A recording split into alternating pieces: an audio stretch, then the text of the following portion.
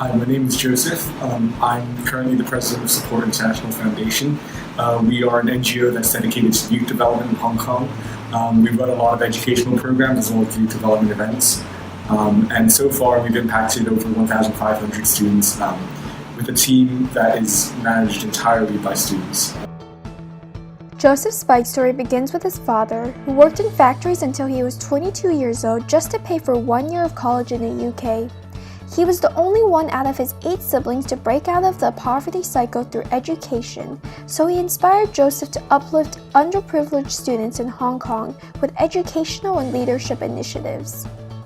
And when I was 14 years old, I founded an NGO called Support International Foundation. We ran debate courses for underprivileged Hong Kong students because firstly, their English is not that great, nor is their ability to think critically and think fast. After that, we started to get more volunteers involved, and because we did that debate program quite well, we got into the school principals network, and that's how we got to other schools. We started to expand into more diverse educational programs. In 2016, we got our Section 88 charitable status. Section 88 is the charitable status in Hong Kong, and so we managed to get that within 6 months. Usually it takes a whole year or 2 years for charities to get their tax exemption status. We've also added a new branch, the community development branch. So we do a speaker series where we try and bring pretty eminent people in Hong Kong to meet face-to-face with young people and have an exchange. And so what we're trying to do is bridge that gap and allow students to have the opportunity to meet such people. And that's called the Leaders of Hong Kong series.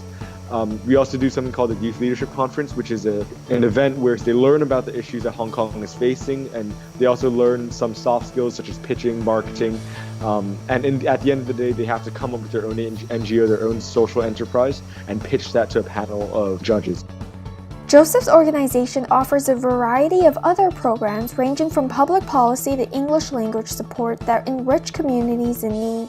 But what has he personally learned from his experience? I thought a leader was somebody who's heroic, who was the bold visionary, who had to guide the organization into new heights. I disregarded my leadership team completely. I was becoming unresponsive to their views, and I just started formulating my own ideas and just putting those into action. My team went to the board of directors and complained about me behind my back, and so that was really damaging to me. After that situation, I learned that the role of the leader is to facilitate. I facilitate my team's work and try to make it happen because they have great ideas, and what they need is a platform to enact those ideas. My role is to help them do that, not to take their idea and try and steer it and spin it into my own thing, but to try and make sure that if they succeed, that means the entire organization succeeds. That's something I always tell people about the organization, why it's so successful is because you have a strong team. Support International is differentiated by its mission of young people enabling other young people to take the lead. His programs foster a sense of purpose that most academically focused students lack and encourage them to take time to discover what they truly care about. So not only has Joseph overcome the challenge of being a young leader, but he is also now dedicated to sharing his experience with other students to help develop Hong Kong's next leaders. And his advice to students approaching their own spikes?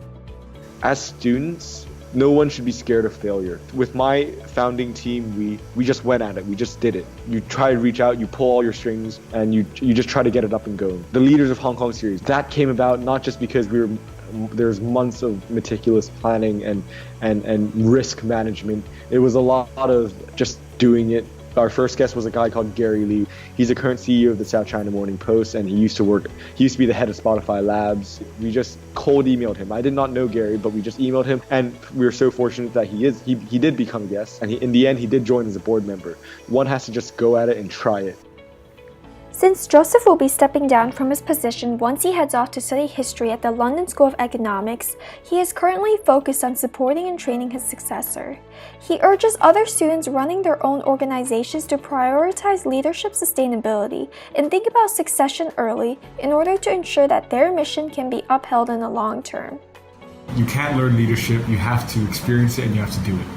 That's something invaluable that definitely a classroom cannot teach you. And that's something that's so valuable about this student-for-student model. If all of us young people come together with different ideas, different perspectives, and different solutions, there is going to be a positive outcome.